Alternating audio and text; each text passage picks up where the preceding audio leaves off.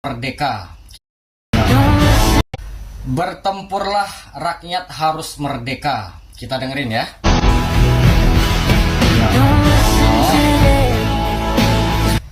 Papua, tanah yang kaya. Emas berlimpah, tembaga berlimpah. Tanahnya kaya, hutannya kaya, tapi rakyatnya hidup jauh di bawah garis kemiskinan. Bahkan kita sendiri tidak pernah melihat kehidupan seperti itu di sekitaran kita. Kemana kekayaan mereka? Diambil oleh pemerintah Indonesia, dicuri oleh pemerintah Indonesia.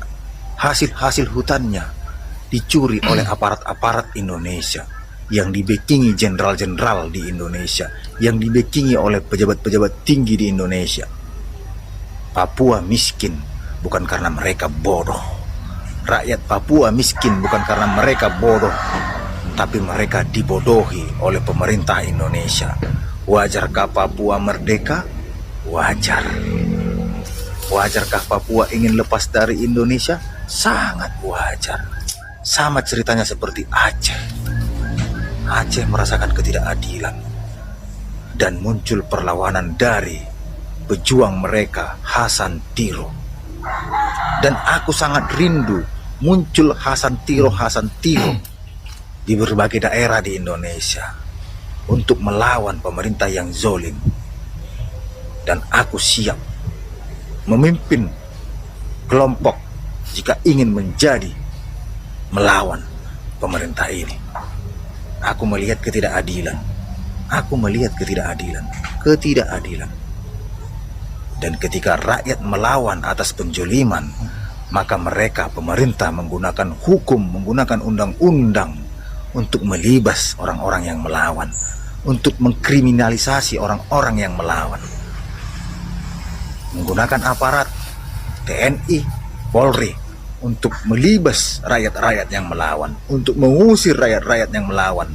Pemerintah melindungi perusahaan-perusahaan yang merampas tanah rakyatnya.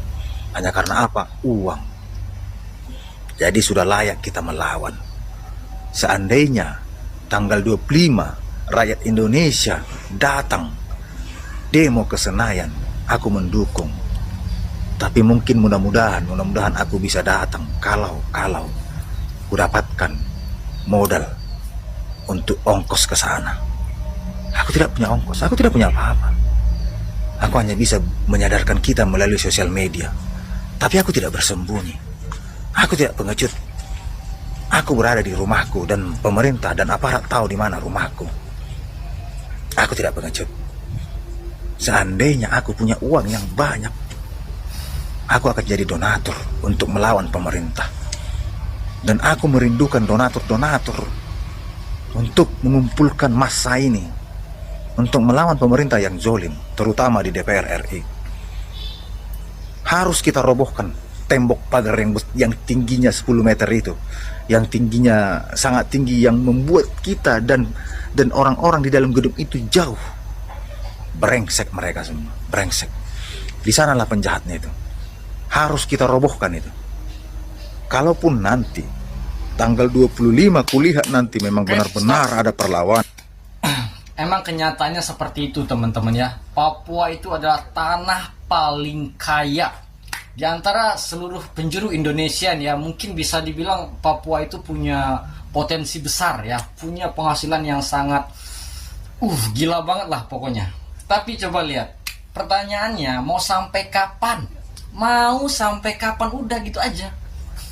Dan aku nggak ada komentar tentang omongan abang ini, karena semua yang diomongin abang ini tuh bener ya, nggak ada salahnya.